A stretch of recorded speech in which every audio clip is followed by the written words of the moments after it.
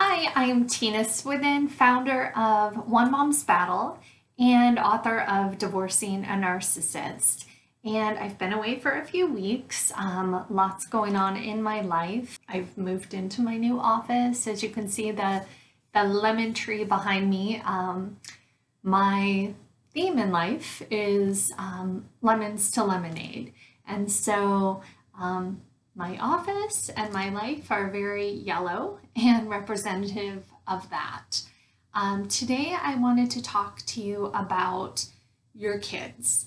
And it's one of the most heartbreaking questions that I get is how do I ensure that they understand that their dad, or maybe it's in your situation, their mom, is not a healthy person without ever bad mouthing the other parent. You know, it's a very, very touchy topic and a very fine line in the family court system because I can honestly say in my position, with all we've been through over the past 10 years, I have never spoke poorly about my daughter's father. There have been times where that's very difficult because his behavior warrants that. And I remember early on in our battle, minors counsel had to consult with my daughter's therapist. She relayed an incident where my daughter had said that her dad makes poor choices. Minors counsel took that and basically said that those words were too advanced for her and that there were some concerns there, not overboard, but I knew they were alluding to the fact that they thought I was maybe speaking poorly about dad or planting seeds in my daughter. That was actually not accurate. I had always used those type of terms to describe my daughter's behavior when they were little. I would say, are you making a healthy choice or are you making a poor choice or a good choice or a bad choice? And so those were truly terms we used in our everyday life.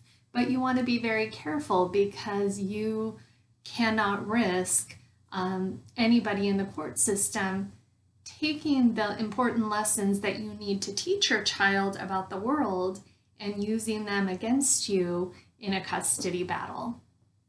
One of the main tools that I often recommend to clients, and it's something that I used in my own house with my daughters, was a book called Have You Filled a Bucket Today?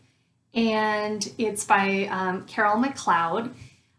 Fantastic book. It is not specific to personality disorders, but it does talk about, what is healthy behavior and what isn't. And if you haven't read this book, I highly recommend you not only get it for your children, but also make it the foundation of your house. The concept is that everybody has a bucket, and there are people in life who fill your bucket with positivity, with love, with gratitude, with happiness. And then there are other people who dip from your bucket. And that could be a bully on the playground, it could be an unkind word, or in the case of an unhealthy parent, sometimes kids will start to put the pieces together on their own and recognize good behavior versus bad behavior. When my daughters were little, this book truly was the foundation of our house and our lives. And so my daughters and I went and got little buckets at Target, the dollar section. We decorated them. And, I used the concepts from the book in everyday conversations, where if my daughters weren't getting along and one was maybe being unkind, I would say, are you filling your sister's bucket or are you dipping from it? And I still remember the day that my youngest daughter said to me, Mom, Dad's a bucket dipper. The fact that she made that connection on her own without me ever saying a negative word about her dad, it was monumental. And, I didn't really dig into that with her. I just said, oh, well, that's interesting. Tell me more about that. Why do you feel that way? And she was able to recite examples from her own experience with him at 5 years old that, it was profound. And so to let them start connecting the dots, whether it be their parent or, somebody on the playground or just unhealthy individuals in our lives that we encounter, those are really important tools for children. Carol McLeod, the author of Have You Filled Your Bucket Today? She actually has quite a few books out in this series. Well, this is the main one and really teaches you about the foundation of the concepts. She has a baby's bucket book for really little ones. This is Growing Up with a Bucket Full of Happiness and 3 Rules for a Happier Life. Will You Fill My Bucket? And this is Daily Acts of Love Around the World. And then Bucket Filling A to Z, The Key to Being Happy. And so these are really, and she actually has a new one out as well. I can't think of the name of it right now, but those are fantastic books if you are struggling to help your children recognize behavior that's unhealthy. I recently published my first children's book, and it's called Lemonade Life.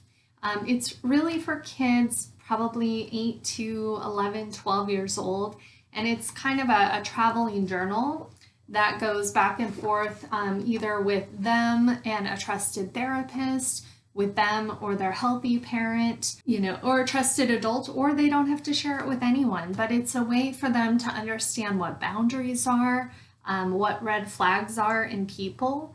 Those are common terminologies that I've used going back to my daughters being really, really little.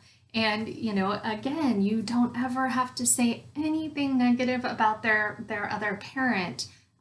We use, if we're in a coffee shop and a customer is treating a barista very poorly, I'll use that as an example.